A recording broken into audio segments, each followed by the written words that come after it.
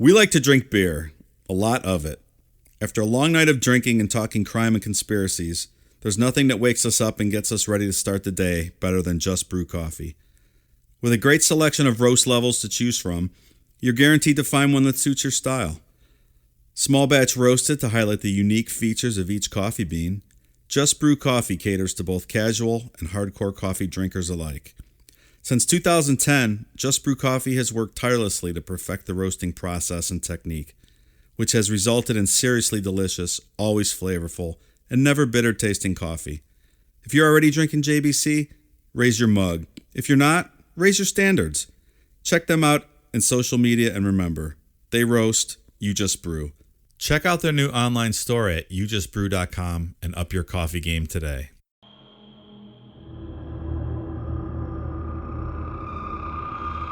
For those about to rock, we salute you. For those about to murder, fuck off. This is the story of Richard Ramirez, the famed Night Stalker, who wreaked hell in Southern California in the mid-'80s. Richard was a Satanist who believed he was doing the devil's work. He would randomly pick his victims, use one of many different weapons to beat and kill them, and in some cases, would rape them. He's truly the most sadistic killer we've covered yet. Buckle up. I'm Mike. I'm Ian. And I'm Dave. If listening to Creed has ever made you want to kill someone, stick around. Wait till you hear what listening to AC/DC did to Richard Ramirez. This is Necronomipod.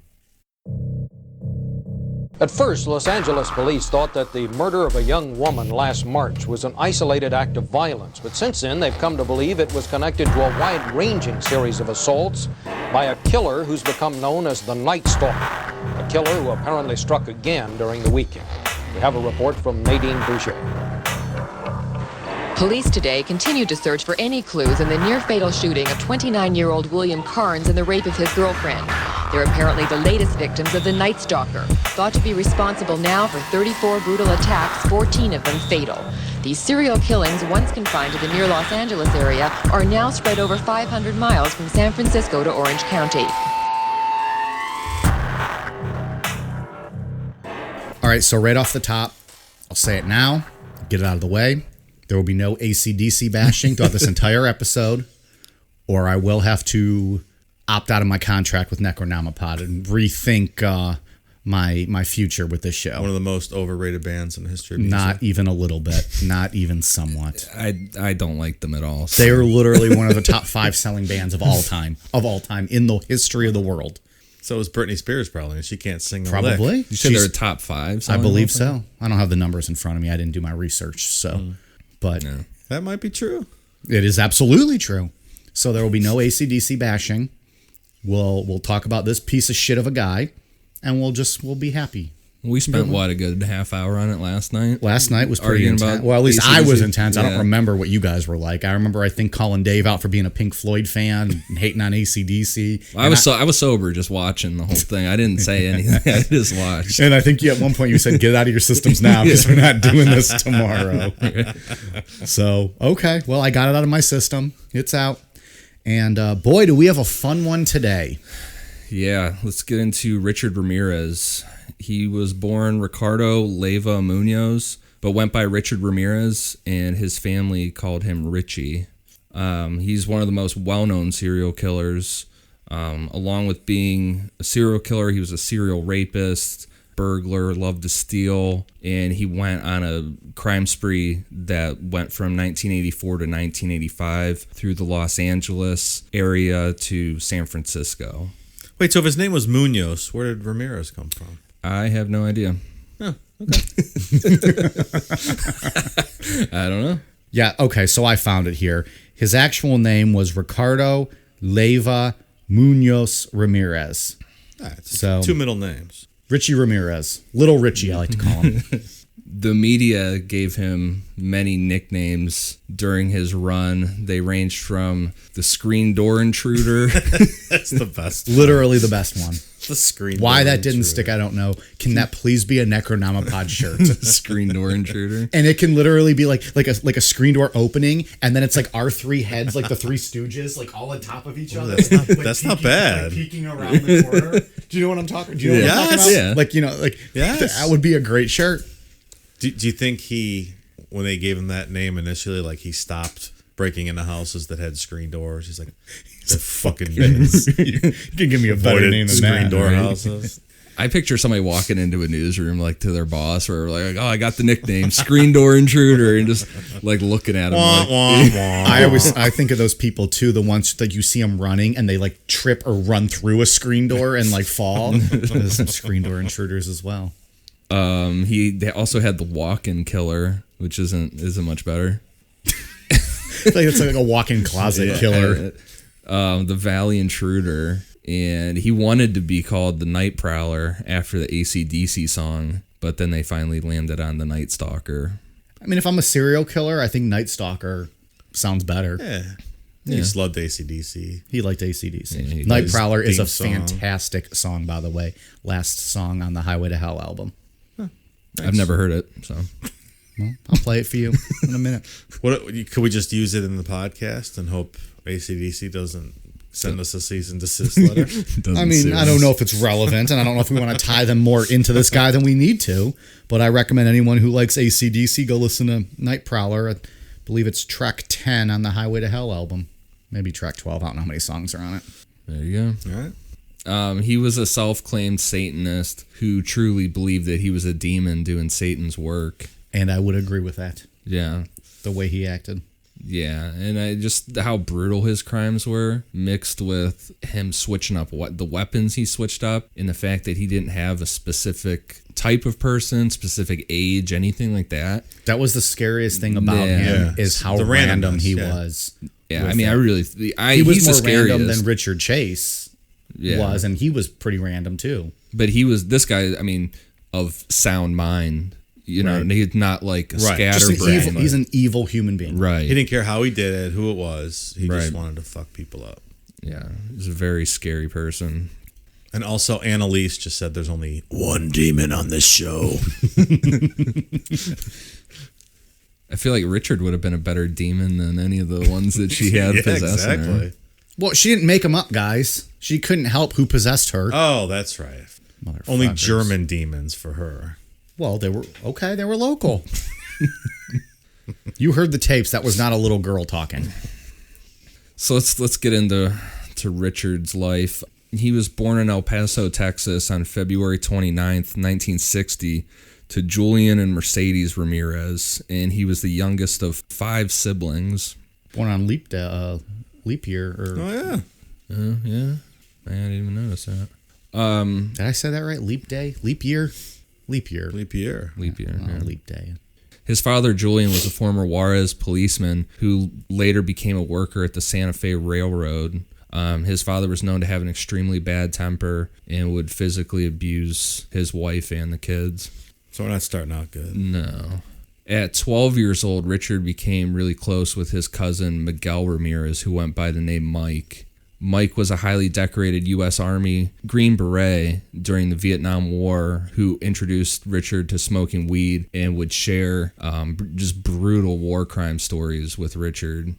He would tell Richard stories of how he had raped women and would show him Polaroid pictures of the women he raped. And then in one of the pictures, he had decapitated the woman's head and was holding her head up, smiling to pose with it. Jeez. And he's showing this to a 12-year-old kid. This is Richard Yeah. Ramirez, 12 years old at this point. And Richard's looking up to him. You know, this Yeah. is, Of course. you know, I wonder if that was common, I don't know. that kind of stuff in Vietnam. I believe it was. Yeah, but what you were saying Unfortunately, on both so on sides. both sides, I believe it was. But I mean, well, bringing I- back souvenirs like that, I mean.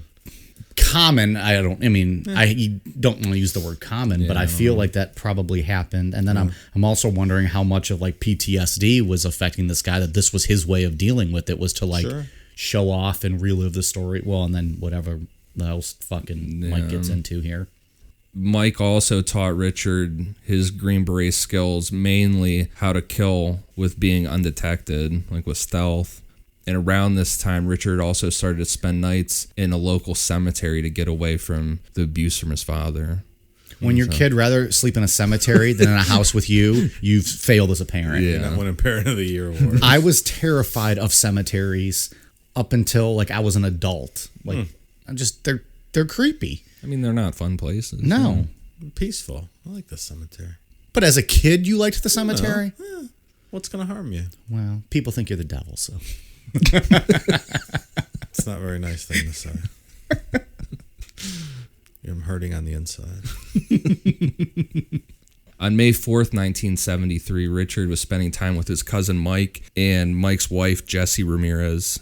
After an argument that turned physical, Mike shot Jessie in the face with a .38 caliber revolver, killing her in front of Richard. Oh, so that'll fuck up a 13-year-old. Right? Yeah. Yeah, that's... Probably brains splattered all over his face. After seeing her get murdered, it was reported later on that Richard became withdrawn from his family and his peers. And later that year, he moved in with his sister Ruth and her husband Roberto. Roberto was an obsessive peeping Tom who would take Richard with him all the time to go looking in people's windows. Like, This guy's got role models up the ass. I mean, I hate to say it this way because we know how he turns out, but he can't catch a break as a kid. Everybody he turns to or looks to, they're fucked up human beings. Yeah, and we always have the nature-nurture argument about these guys. And Right. There's a lot of nurturing in the wrong way going on here. Well, this is like Serial Killer 101. Yeah, His cousin sure. Mike's teaching him how to kill with stealth. Then his uncle Roberto's teaching him how to go look in people's windows without getting caught. Yeah. You know. Yeah, You I'm were sure. you were literally building a screen door intruder. Yeah. Yeah. And while he was living with his sister, he started to get into LSD. Oh, well, that probably helped. And then he started, he also started to get into the Satanist stuff. At 13? He was 13. Yeah. Dave, at what age did you turn to Satan? About 14. I Okay. think, yeah. A little more matured. Yeah, I knew what I was doing. Yeah. His cousin Mike was found not guilty of Jesse's murder on the reason of insanity, and it stemmed from PTSD, was what they said it was from. That's not surprising. I mean, it's sad to say, but I think a lot of people coming back from Vietnam had those issues. Right. He spent 4 years in the Texas State Mental Hospital, but when he was released in '77, he and Richard picked up where they left off, hanging out. And Jeez, 4 years. I was like, hey, remember when you shot your wife in front of me? Good times. Let's go get a beer. Jeez. Richard started to, I mean, and with all this violence and stuff going on, he started, and you're getting into like puberty age, with sex, so he started mixing. It all started mixing together for him, Right. And he started to fantasize about rape. Oh, Uncle Mikey told him how fun it was. So sure. Yeah, that's true too. Yeah, he was bragging up rape stuff to him. So yeah. When he was still in school, he started a job at a local Holiday Inn where he used his the universal master key to rob guests that were staying. Like he would just break in the rooms. Great. He was immediately fired from this job when a hotel guest got back to his room and found Richard trying to rape his wife. Jesus. That's supposed to shit where you work, Ricky. This guy beat the living shit out of him. Good. But the charges were dropped because the couple lived out of state and they didn't want to come drive back or fly back to So it's kind of like their own decision. Like, yeah. Maybe could have taken care of this guy right there, nipped it in the bud. Yeah. Maybe the guy thought he beat the shit out of him enough that he would never do it he again. felt justice was served in his mind. I mean, I don't think I'd feel that way, but No. But I mean, I don't know. if you can't afford to come back, Yeah, for the trial, and if you got to assume it's going to go court, it gets continued so much that Right. if they can't afford that or take time off work, I guess. Yeah, because I mean, who knows? Who knows if where they lived either? If they lived on the whole other side of the country, Sure. Right. They probably lived in fucking Florida, worst state in the continent. I did say on the continent, and I meant that on the continent's the worst state, not just the country. The whole continent. The whole continent is the worst. Probably in the whole world, Florida's the worst. We're going to continue this discussion on Florida. It's the worst. Have you ever been to Mississippi? Because I have not been, my favorite place. I have been through Mississippi. It's better than Florida. As you were, Ian. Sorry. Richard soon after this dropped out of Jefferson High School, and there's not really much to talk about with them through this period. At age 22, he moved to California, and that's where he stayed permanently. That's right, because they were still in Texas through all this. Yeah. That's right. So what was he doing in California? Menial labor, working at a hotel. I don't know. I mean, I Raping know people. Yeah, I mean, I know he bounced around from a bunch of different hotels that he was staying in. What's the famous one that he stayed in for a while? Oh, that American Horror Story did a thing on. Oh yeah, the girl in the elevator. Oh fuck! What is that? Oh, Lisa Lamb. The Lisa Lamb. Is that a hotel? Yeah, right? it's that same. The Cecil. The Cecil Cecil. Hotel. Yeah, yeah. He Which stayed has there now for a while. been it's still around, but it's where is that downtown? Like by Skid Row? it's Is by that where Skid it Row. is? Yeah. Hold on, I'm looking it up. I actually want to go stay there, because they been redid rebranded, it. Yeah, right? it's been this Stay on Main Hotel. Yeah. So yeah, South Main Street, Los Angeles. It's like straight Skid Row downtown, but it's anyone who doesn't know, the Cecil Hotel's got a lot of fucked up shit that surrounded or in its history. Yeah, they have a lot of suicides. Richard there and Ramirez stuff. staying there. A lot of suicides were there. If you haven't seen the Elisa Lamb video, look it up. It's quite creepy. We might talk about that at some point on this show, but. And then American Horror Story did a season that was loosely based off the Cecil Hotel.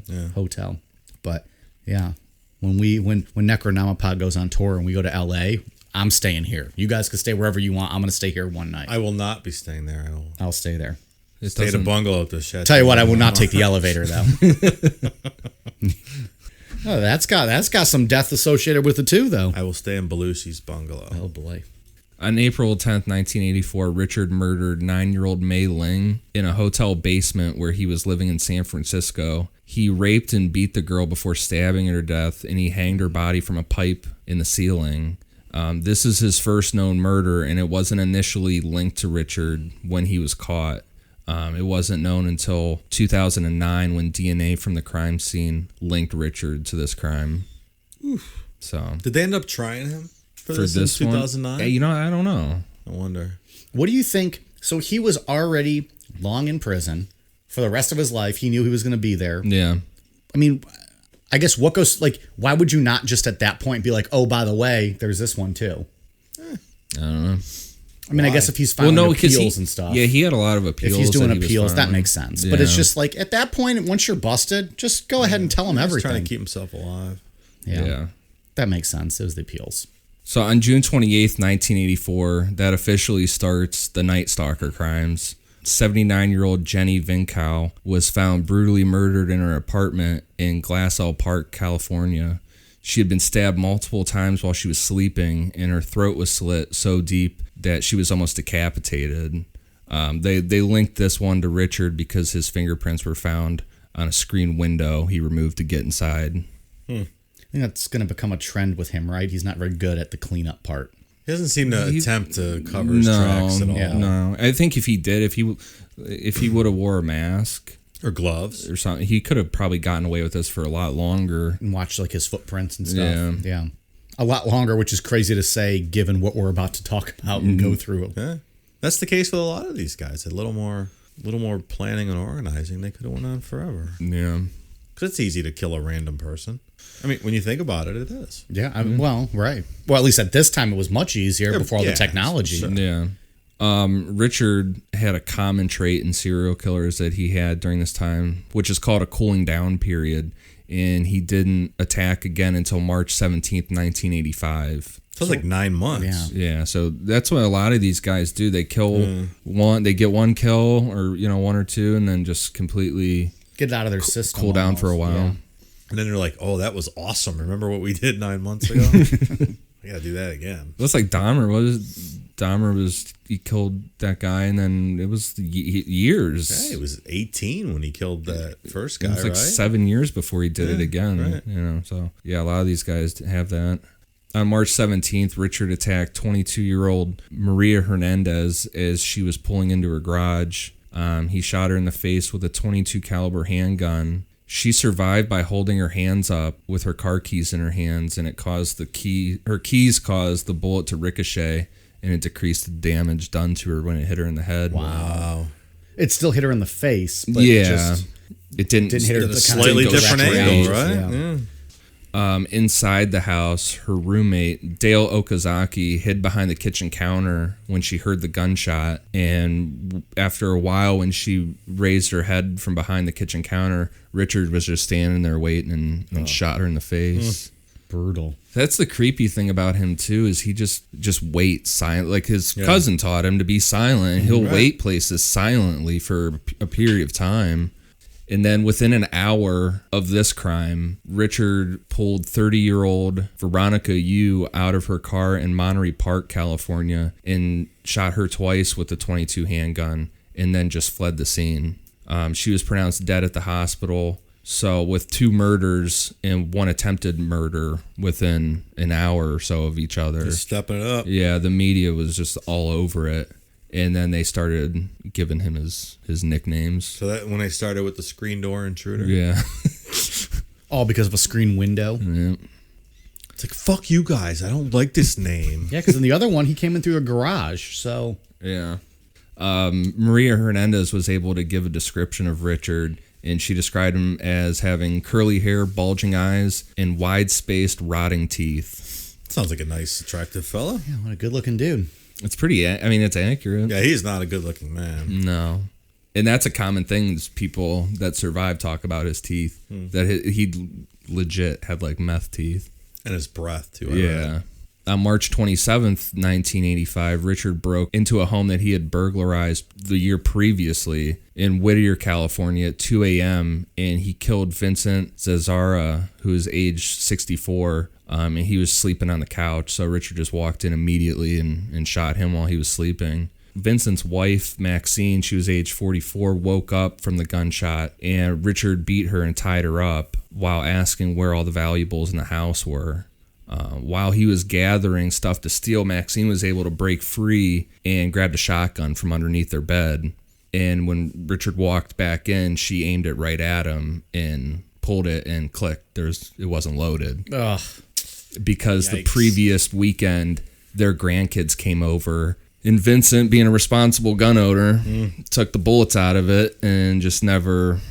Unlike our midweek story this week with irresponsible gun ownership. Right. Yeah, He was a responsible gun owner, and it backfired. Yeah. He forgot to reload it. And this is where you see Richard get into like that berserker mode kind of thing, which is like blind rage.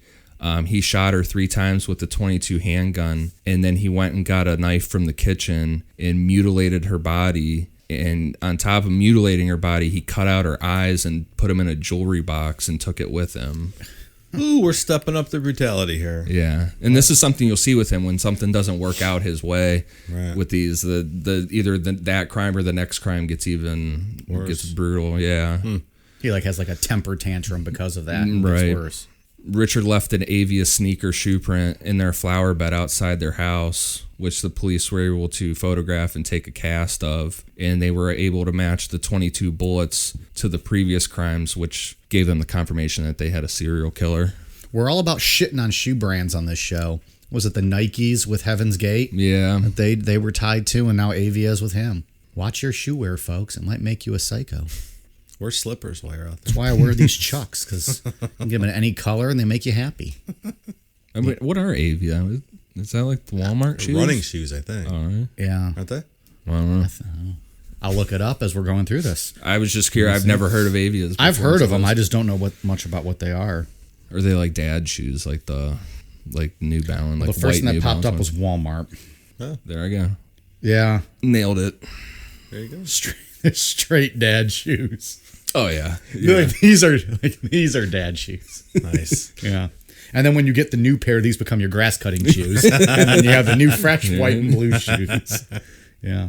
Though they do have a bunch of different colors now, it looks like. Oh, look at this.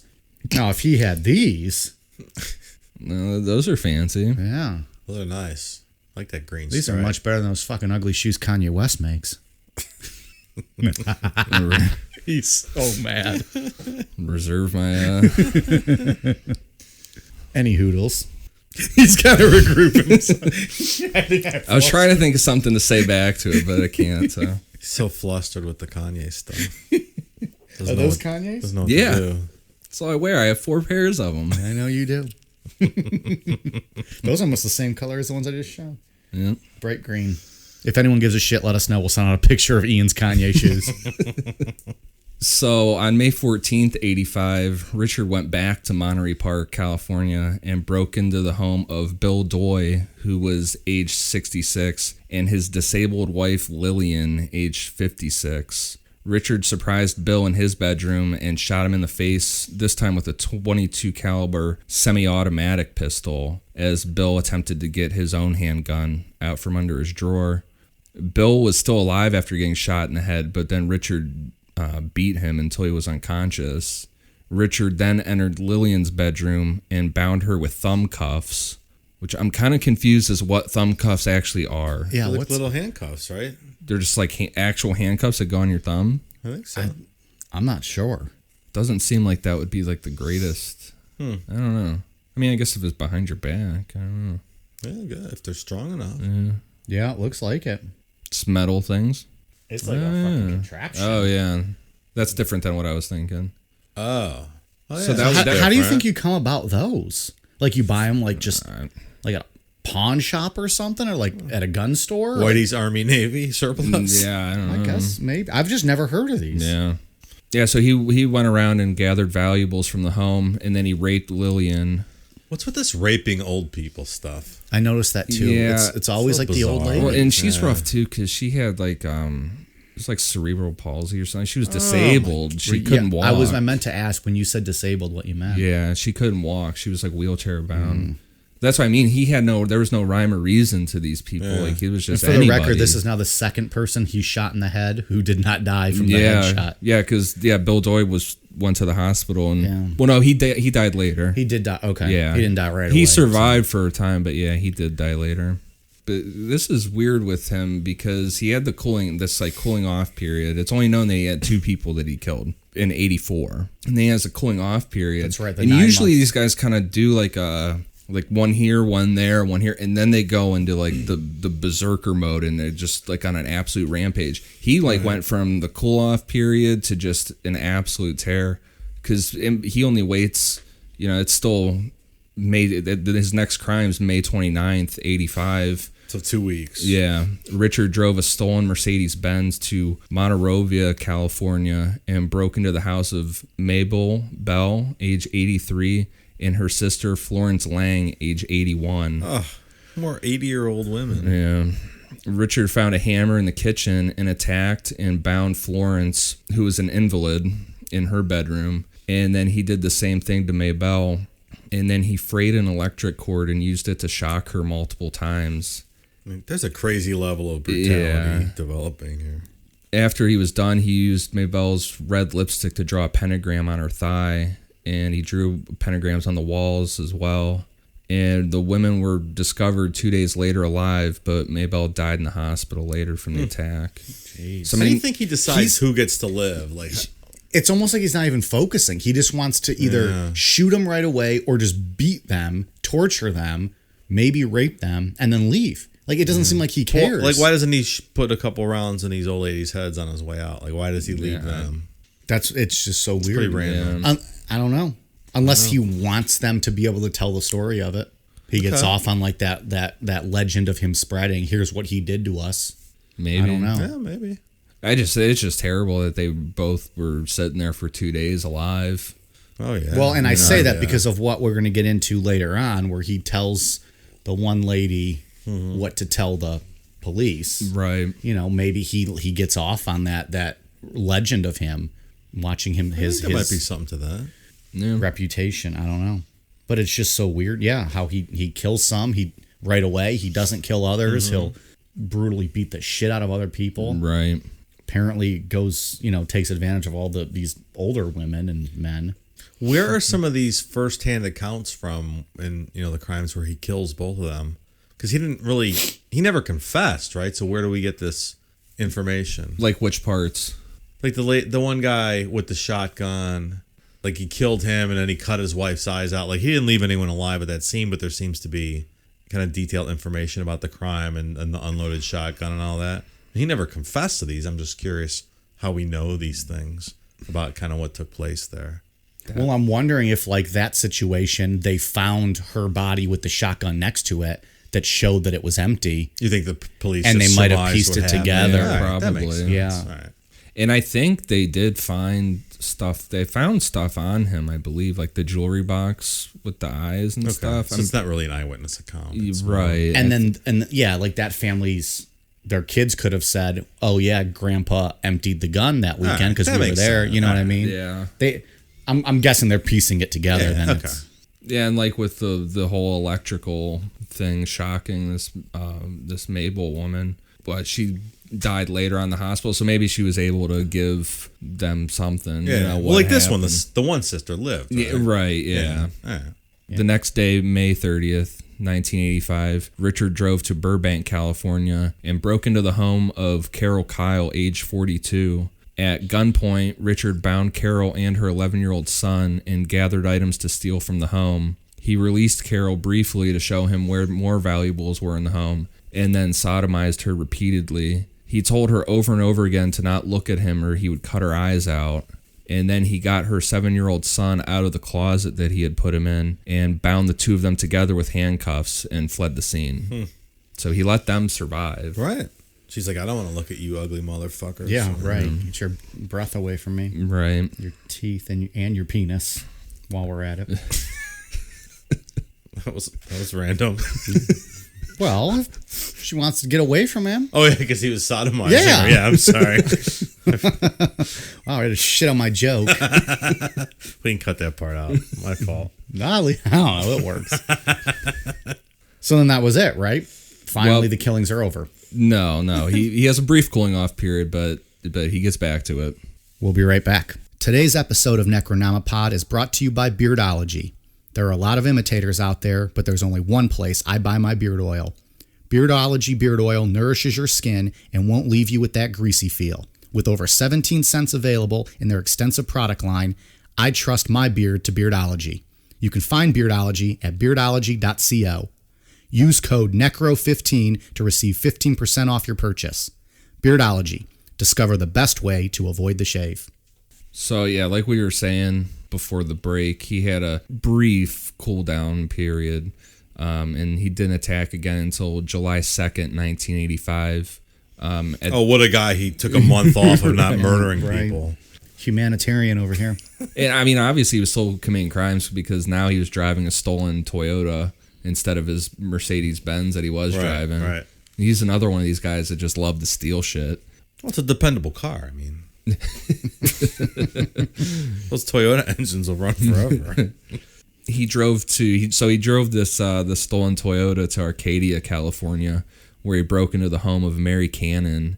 She was 75 years old. He found her asleep in her bedroom, and after watching her just stand there watching her sleep for a while, he beat her unconscious with a lamp and then repeatedly stabbed her with a carving knife he got from the kitchen. So that is one of the I mean, this dude is absolutely terrifying, but the fact that he would just stand there and watch these people, like, to be that silent, you know? Imagine waking up and then you see him. Yeah, exactly. Did this lady die? I assume she did. Yeah. Right? So, and then he only waits 3 days, and then on July 5th, 1985, he drove to Sierra Madre, California, and attacked 16-year-old Whitney Bennett with a tire iron while she was sleeping in her bedroom. And that's a crazy thing, too, is he was so quiet, her parents were home, that he just snuck in there and cracked her over the head with this thing. That is and was wild. completely undetectable. Well, he probably took July 4th off the night before to watch fireworks. Right. Doesn't work on the holidays. Right. And on top of it, he was able to sneak into their kitchen, and he couldn't find a knife. So he went back to her room and attempted to strangle her with a telephone cord. And the cord started to spark, and then she started, like, it sounded like she was breathing, like, really shallow. And then she started to, like, breathe heavier. Mm-hmm. And he thought that it was Jesus Christ intervening on the situation. So he got scared and took off. And she survived the attack. Thank you, Jesus. She survived and had to get 478 stitches in her head. Oh my God. Can you imagine? That's the most I've ever heard. Yeah. 478. That's your entire head. Yeah. I mean, a tire gotta iron would you know, Or 400. half her face was probably hanging off. That's what it was, a tire iron, right? He hit her with Yeah. that because then all the other thing he did was choke her with the cord. right. Ugh. Well, and she was sleeping too, so she couldn't even protect herself. Right. She was just Yeah. prone. Yeah, imagine sleeping and you just get whacked with a tire iron. I mean, Ugh. this is off the chart brutality here. You probably wouldn't even know, You probably wouldn't. you know. And this asshole's wrapping a fucking cord around your neck and But what a weird thing that it starts sparking and he thinks it's Jesus. he's a weird guy. Yeah. But even though Jesus didn't scare him that much, because 2 days later, Oh, he was back at it, huh? July 7th, 85, he broke into the home of Joyce Nelson, who is 61, and he went back to Monterey Park, California. He liked to go back there a lot. She was asleep on her living room couch where Richard just beat her to death using his hands and stomping on her head. He left a shoe print on her face, and they were able to link it back. God. Yeah, it's brutal. But the shoe print was the same, linked back That to they found the earlier. Avia's sneaker print found at the Zazara home. Oh my gosh. Still It's sporting just- those Walmart shoes, I guess. Yeah, seriously. These shoes were made for stomping. That's just what they'll do. I don't want to laugh at that song. Sorry. I mean, I don't know just how hard you would have to kick somebody to leave a shoe print Yeah. that could be Yeah. identified like that. You Yeah, know? it's not just gonna like fade away like lines on your face Yeah. like when you sleep wrong or something. Yeah. Like this is stuck there. One of these days, these Walmart shoes will stomp all over It would have you. bothered him the rest of the episode if he didn't get to finish that line. He had to get that out. What is that? It's like from Andy from The Office. What is he singing that one time and he doesn't get to finish it, and then it ruins his whole day? Like, isn't he in the elevator? What is he singing? I don't know. I don't I'm remember. googling this. Maybe one of our fans who's a real fan of The Office can let us know. What Maybe it they'll is. get it better than I will. All right, moving on. The same day, on July 7th, he failed to break into homes in 2 different neighborhoods, so he went back to Monterey Park, California. And I know that one of these homes that he tried to break into, when he started to, he saw a guy sitting in the living room cleaning his gun out. Oh. So he almost broke into a house and would have got himself shot. Ugh, so close. So many times this guy was just getting A popped. lot of what ifs. Right. But yeah, so he went back to Monterey Park, California, and broke into the home of Sophie Dickman. She was 63. He handcuffed her at gunpoint, and he attempted to rape her, but he was unsuccessful. So What does that mean? I don't know if he couldn't get hard for some reason, or I don't know That's how that. interesting. I don't know how that works. Pre-Viagra days. Yeah, and maybe she fought him off. I don't know, or like pushed him away, and then he just moved on to, give me your valuables or something. Yeah, I don't know, or if it just who the fuck knows. Yeah, But he gathered all the valuables from the house, and she swore he was like asking her for more stuff, and she said she swore that she had told him where everything was. He made her swear to Satan that it was true, or he would kill her. So this is the first one where he gets that, because he's known for that, like making people swear to Satan and Right. shit. He's giving Satanist a bad name, in my opinion. There's nothing wrong with it at all. Like with Satanism, I don't think there's anything evil about it at all. Not modern day Satanism. No. It's about self-empowerment. Yeah. This guy's a jackass. well, if you're this guy, it's not great. That's why I said he's giving Satanist a bad name. On July 20th, 1985, Richard was still driving that stolen Toyota, and he went to a pawn shop and purchased a machete before driving to Glendale, California. So you know, machete real quick, now. what's interesting about that though is this was that attempted rape was a failed mission by him. Yeah. he didn't snap after that one. He waited like another 2 weeks before this next thing. Yeah, that's true. Which is kind of uncommon for him. yeah, Usually, if like we said, if something goes wrong, Right. he has to do something bad quick. yeah, Good point. yeah. I mean, and who knows what the fuck he was up to between. He may very well have done stuff, and they just didn't. Yeah. find That's it. true. I mean, is there stuff that maybe he did that no one ever found out absolutely. about? It's possible. There probably. Sure. I would imagine there is. Yeah, because they didn't find that one until 2009, and he wasn't going to admit. Yeah, to how many anything. others could there have been? Right. Like, who knows? He didn't drive to Nevada that day and fucking Yeah, kill a that's- couple people. right, and you never linked it know. To him, sure. So that day he broke into the home of Layla Needing. She was 66, and her husband Maxon was 68. Instead of quietly sneaking into her bedroom while they slept, he just burst into the room, just like kicked down the door, and began beating both of them with the machete. And then he shot both of them dead with a .22 handgun, gathered the items to steal, and then went back afterwards to further mutilate their body. So if he didn't kill anybody in between, maybe it could have been building up for him, because this is particularly brutal. Is hostile. Yeah. I mean, he just chopped him up. Right, he just went in to start hitting with the machete. So These are just random people. yeah, just sleeping. Yeah. So I mean, who knows? Maybe it was building up in him for those days there, and then he just I tell you what, it's a good argument for having, at least a shotgun in your house. yeah. If not a handgun in every fucking room. Oh.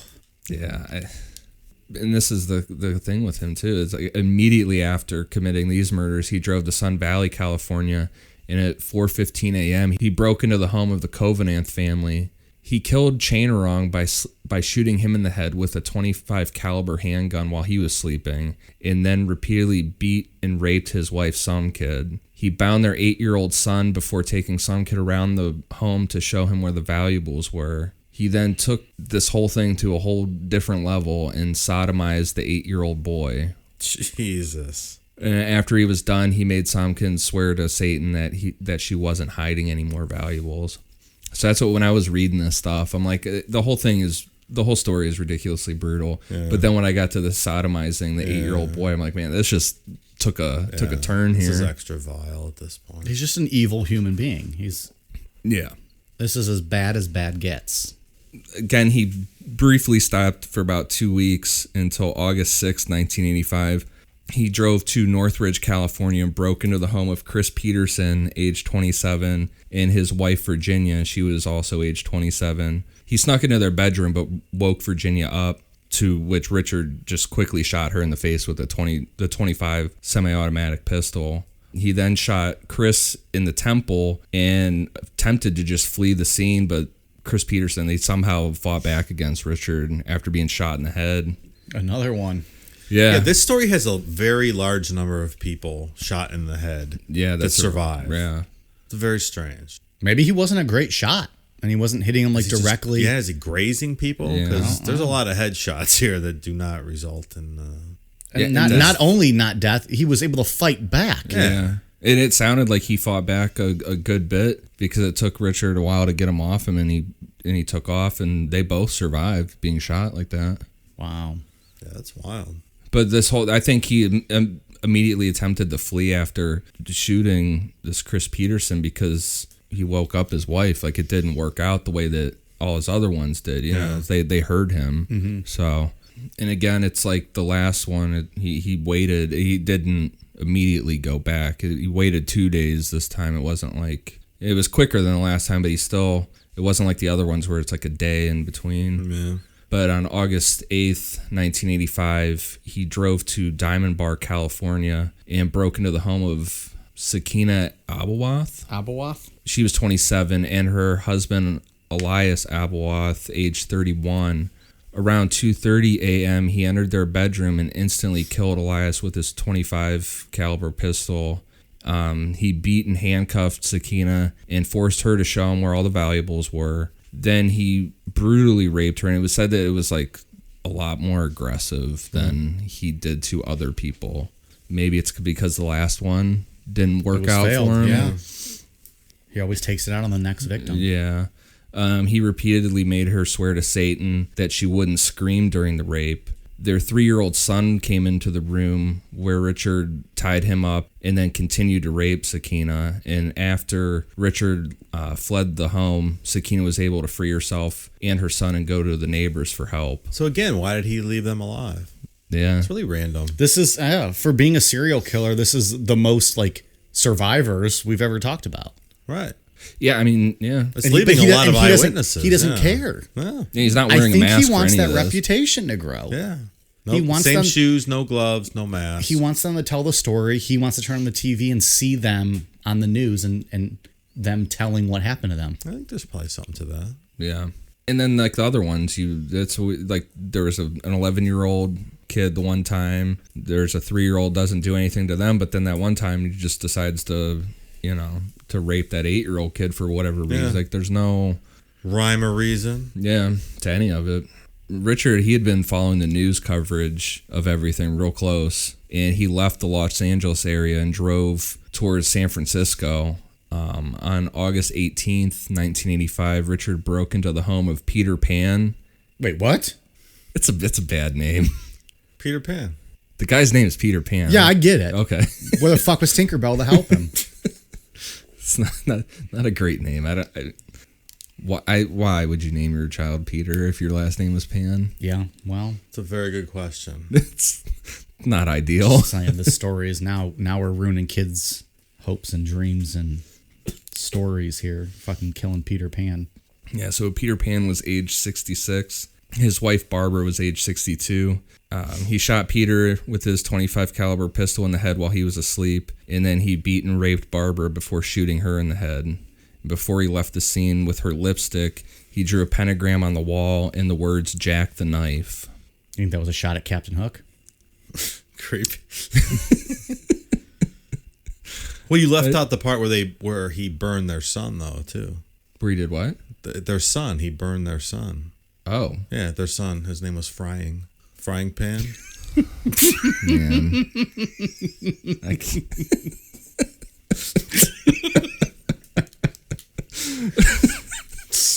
What was great about that? Look on his face, he's like, "What the fuck are you talking about?" Well, because I didn't see the thing, but I was perplexed because I was like, did he just stump Ian with a fact?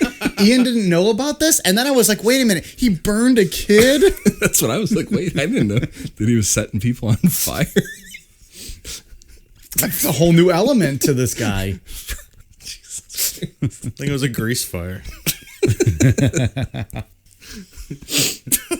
Oh. What an awful last name, Pan. But just why? Why Peter? Right. Well, I mean, come on. So when it was discovered that the bullets and the shoe prints that Richard had been leaving matched previous crimes, Dianne Feinstein, who was at the time the mayor of San Francisco, gave out the information in a televised press conference. That's not great. So yeah, the detectives that were working the case were furious because they knew that whoever was doing this would be watching the news closely to see what was going on. And sure enough, that night, Richard was watching it during the day, and that night he threw the Avia shoes off the Golden State Bridge. Right. Of course he's watching, because he's an egomaniac. He loves this stuff. And then since, it seemed like they had a news conference in San Francisco, he went back to Los Angeles instead of staying in the area. Yeah, that makes sense. He took off. Is it the Golden State Bridge? Is that a bridge? Golden Gate Bridge. Oh, Golden. Did I say Golden State? It says Golden State. Well, I didn't know if that was actually a bridge, too. Oh, I would imagine if it's in San Francisco. Gate Bridge. Well, Golden Gate Bridge. Golden Gate Bridge, we've confirmed. Yes. Okay. Yes, I mean, that's a huge fuck up. The Golden Gate Bridge thing? No. No, that's what I was going to say. You mean when you said Golden Gate Bridge instead of Golden State? That's a pretty big fuck up. Between that and not knowing about Frying Pan getting burned. You're having a bad night, Ian. You know how much dawn it took to clean up Frying Pan? After the investigation I don't do dishes. I don't know.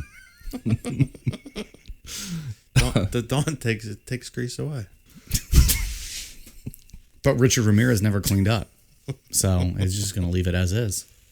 The fuck up I'm talking about is Dianne Feinstein giving out this information. Yeah, she's a bit of a dipshit still. Yeah. And you know what, too, when we talk about Jonestown, she's in that story, too. She seems to pop up all over the place. She's involved in everything. It's like the Nazis are involved in every UFO and alien story. Dianne Feinstein's fucking up all these true crime stories. Guess so. On August 24th, 1985, Richard drove a different stolen Toyota to Mission Viejo, California. That night, he broke into the home of James Romero Jr. His 13-year-old son was awake and heard Richard break in, and his son woke up his parents and then Richard fled the scene. James hurried outside and was able to note the color of the Toyota, which was orange, and got a partial license plate. So, and he obviously immediately called the police. And I'm glad he had a low-key colored right. car as well. Right. Didn't Richard Chase, wasn't his coat orange? Yeah. You know, my bright favorite orange color is coat. orange. I have an orange coat. Watch yourselves, I love it. motherfuckers. It's true. Dave legit has like the Richard Chase coat. Do you see that thing? Oh, that That is is. legitimately what It Richard is. Chase I wore. like it. I actually think Cool. that's Richard Chase's coat. It looks exactly so. like it. Yeah. So go ahead, keep If making you want to post a picture of it, you can. keep making your frying pan jokes. This guy's being serious when he talks about this shit. Like that is Richard Chase's coat. I got it off of eBay. You Googled Richard Chase coat purchase. So immediately after he failed to break into the Romero home, he broke into the home of Bill Carnes, age 30, and his fiancee Inez Erickson, age 29. Richard snuck into their bedroom and woke up Bill as he cocked his .25 caliber pistol. He shot Bill 3 times in the head and beat Inez with his fists, forcing her to say that she loves Satan. He bound her with neckties that he found in the closet and dragged her to another room where he raped her. He then stole the valuables from the home, making Inez swear to Satan that there was nothing else left. And before Richard left, he told her, "Tell them the Night Stalker was here." Inez untied herself, went to the neighbor's house to get help, and Bill was rushed to the hospital, and he survived to 3 gunshots to the head. on, This is what is going on crazy. here? Yeah. It just He's a was- terrible shot. Either that or people are getting some extreme luck here. And good for them. Oh, Like, yeah. it's great, but that's what now? 4 people who have survived the initial gunshots. The one guy, the older man, ended up dying in the hospital a couple days later. Yeah. The one lady had her keys. Yeah. The other guy fought back. Like, these people are This is 3 shots. Yeah. 3 shots in the head. This guy survives. Like, I was wondering too when I was going over this, like, is he, like, did he survive okay? Or was there, you know, Well, that's the what other I thing. mean? What's the Or- quality of life coming out of this? I watched a Right. video of this guy this week, and I believe he's in a home, Oh, like really? an assisted living home, and it said like it robbed my girlfriend from me. So I don't know if something happened to her later. Yeah, he was like in an assisted living home. So he was not well coming out of this. No, I don't think so. That's I guess. But it was an old. I mean, it was Yeah. 30 years ago. That video. Inez was able to give a detailed description of Richard to the police, and they cast another one of his shoe prints. On August 28th, 1985, the police also found the stolen orange Toyota and were able to get a fingerprint of Richard's from it. The fingerprint was positively identified as Richard's through his previous traffic and drug violations. And the police decided to release a mugshot of Richard from his December 12th, 1984 arrest for car theft. And at the press conference, the police said, "We know who you are now, and soon everyone else will. There will be no place to hide." that's pretty fucking badass. Oh yeah. So Can you imagine Liam Neeson saying that? Like he doesn't Taken? We know who you are now, and soon everyone else will. There will be no place to hide. we will find you. And we will sodomize you. So my question here is that we talked about earlier in the story that they found a print for him on the very first murder. So why didn't they connect that print to this earlier conviction? Because he threw the fingerprint. Yes. Yeah. Maybe it was the description, the more of a detailed description that they got previously. I don't know how that. Did you think you were muted? Yeah. Yeah. That was from the window, right? From that window, yeah. it said they took it. They, So yeah, they why found a couldn't they fingerprint. couldn't connect it then? So why were they able to catch this print and match it, but not that earlier print on the first? from the Unless first there was crime scene? more evidence they had that helped them lead to it. Well, I think After this, other than just the fingerprint. I think at this time too, I don't think it was completely out of the woods with police departments not working together. You know what I mean? I don't think Like there they- wasn't a national Yeah. database with. That's true because the first Okay. one was just a single one incident. Right. Now it's starting to become a bigger thing and more That might be it. widespread. Okay. That makes because you know the sense. '70s, like Bundy and all those guys got away with stuff because right. the police didn't talk to each Right. other like they do now. So maybe even during this time frame, like the nationwide fingerprint database was put together. I don't know. I'm gonna have to look into that. Yeah. Well, by 1985, the police departments were woke. They knew how to work together. I I don't believe the LAPD was woke in 1985. No. For the record. They're getting close, man. They're almost on them. On August 30th, 1985, Richard took a bus to Tucson, Arizona to visit his brother. He did, for as much as he paid attention to the news and everything, he didn't know that his mugshot was out for the public to see. And after failing to meet up with his brother, Richard returned to Los Angeles. It was on August 31st. He was able to walk past officers at the bus terminal, and they had officers staked out there because they thought that he would be trying to leave. Yeah, sure. The area. Right, they were. Yeah, and he slipped past them.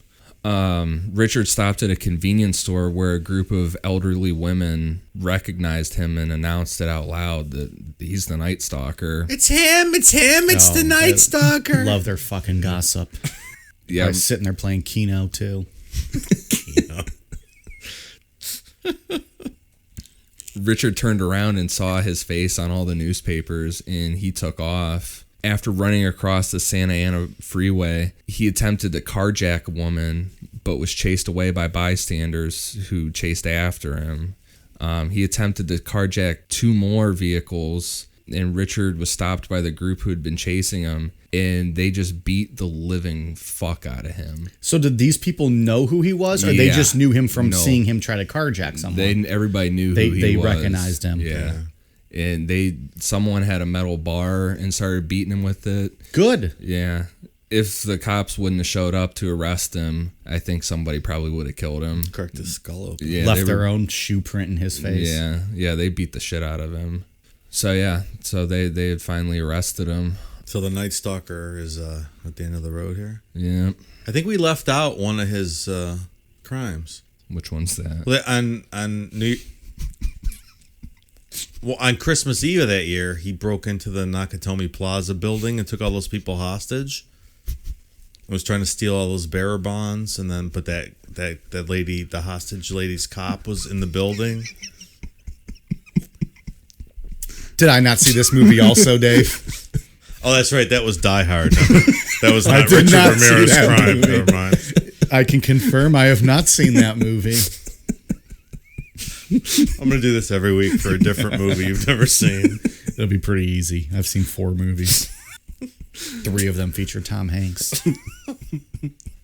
Just don't talk about anybody being stranded on an island and we'll be all right. Christmas Eve. Oh, man. So that was his last one then, really. That was the one Ian missed.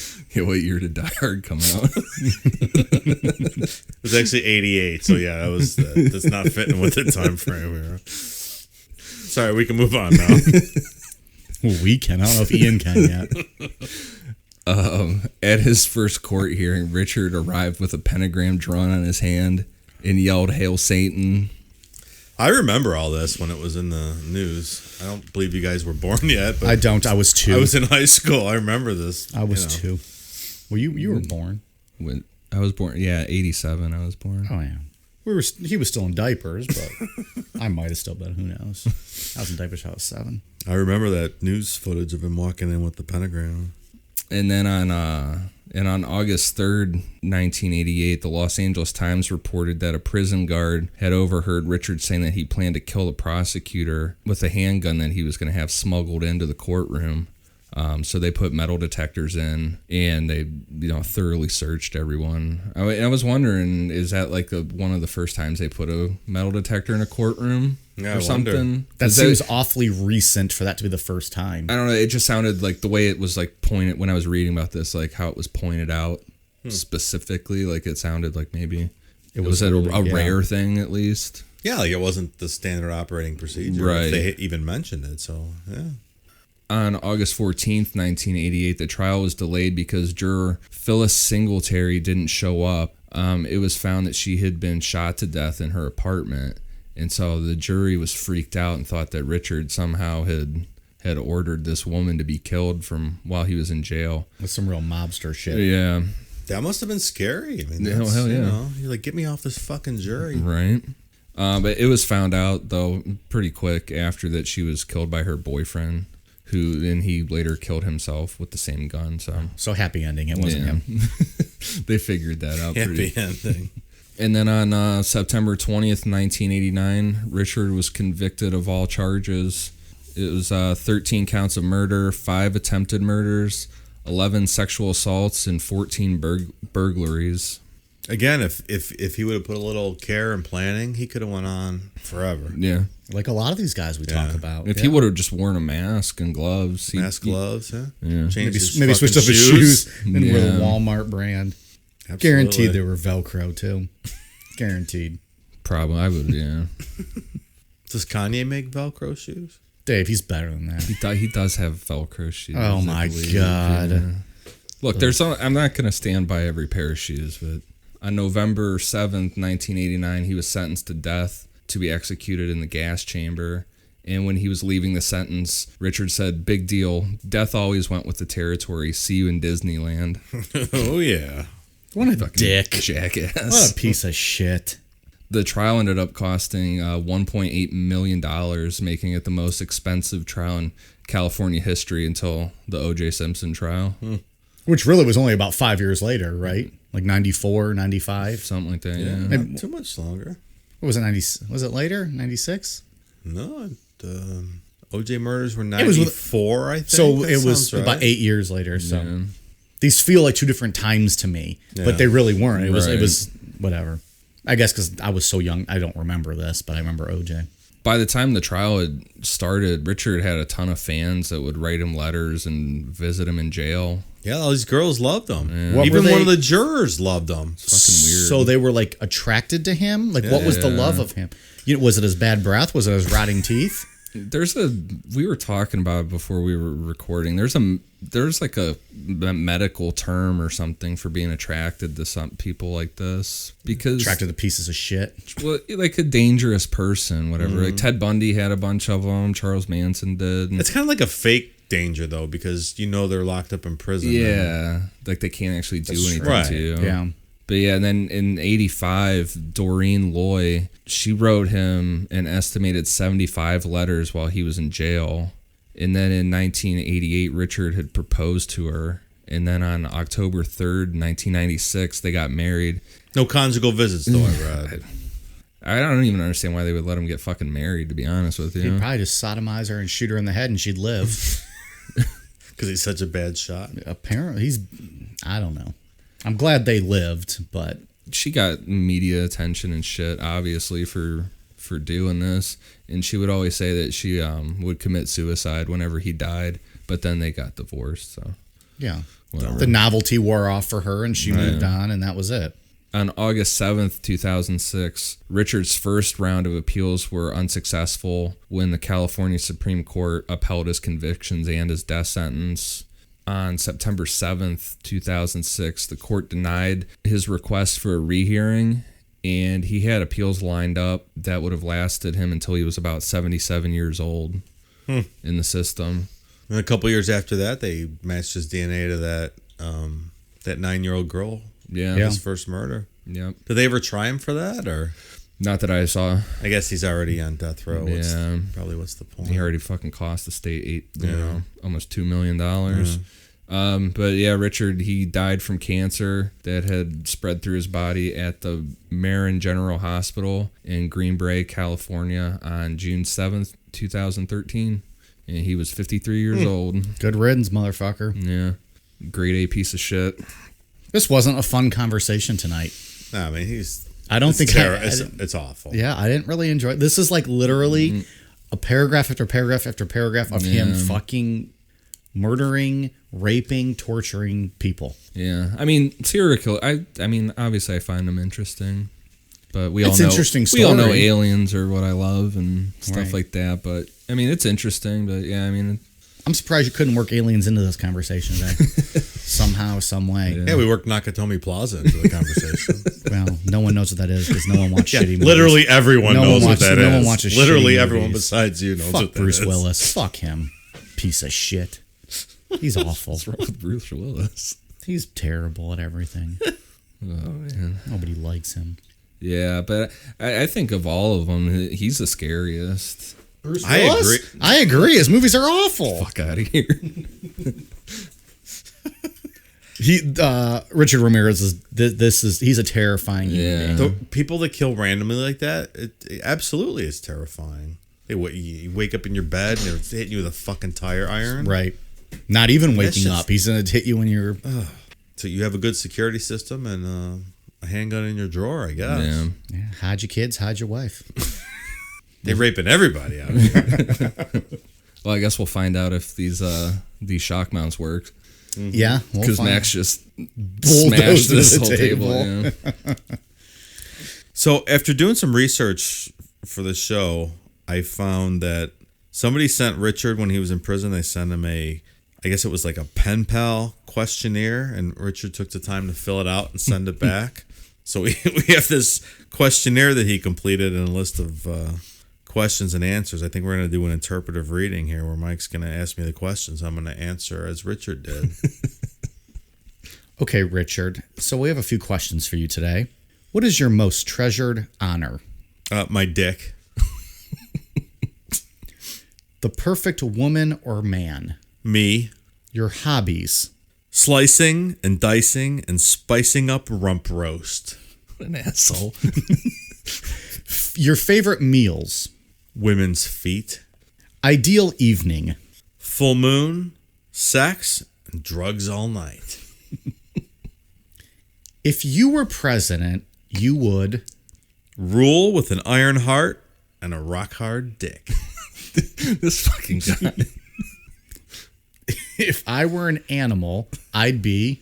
A Tyrannosaurus. Favorite number? 666. Of course. Thoughts on drugs? Great. They should be legalized. Describe your first sexual encounter. Prostitute. I was 12 years old. What are you thinking now? Can I suck your toes? Yeah, that's pretty fucked up. What an egotistical maniac. Yeah. What a freak. The one Who apparently had a foot fetish, which we didn't see in his crimes. But he mentioned women's feet and toes likes and all. the feet. Yeah. The one other interesting thing I read is that his niece, I believe, who had never met him, went to visit him in prison just to see, I guess it was her father's brother, and just to see how he was. And he ended up jerking off in front of her in the visitor room. Oh my gosh. Yeah, that was the last time she went. So he's a peach, this guy. Well, what an uplifting story we told tonight. I hope everyone feels great listening to this. A little better about our society and the world. It's pretty vile, guys. I think next week we'll get into something that's near and dear to my heart, and let's not give anything away. Let's not give anything away. But if you know Ian, then you know what he's hinting at, probably in some way, shape, or form. Ian, you got anything else on old little Richie? Nope. No, I'm good on this, dude. No. Dave, what do you got on Dick Ramirez? That's all I got. This was not a great story. This is pretty vile. I have no further comments. No further comments. Thank you to everyone who continues to rate and review us on iTunes. We appreciate it. Numbers are still looking fantastic. We are amazed by the amount of people that like to listen to us drink beer and talk about all this stuff. It's awesome. So we are on Twitter, Instagram, and Facebook at Necronomipod. Please hit us up. Give us a follow. Subscribe. Let us know your thoughts. Let us know if you have any stories for our midweek episode that we just started. We're going to try to release an episode maybe once a week or so where we just follow up on some wacky news or some weird or controversial news stories. If there's anything you see that you might want us to discuss, send it to us, because that would be the place we'd probably cover it. So thanks to everyone for listening, and we will check you next week. You guys ready for a cool down beer? Cheers.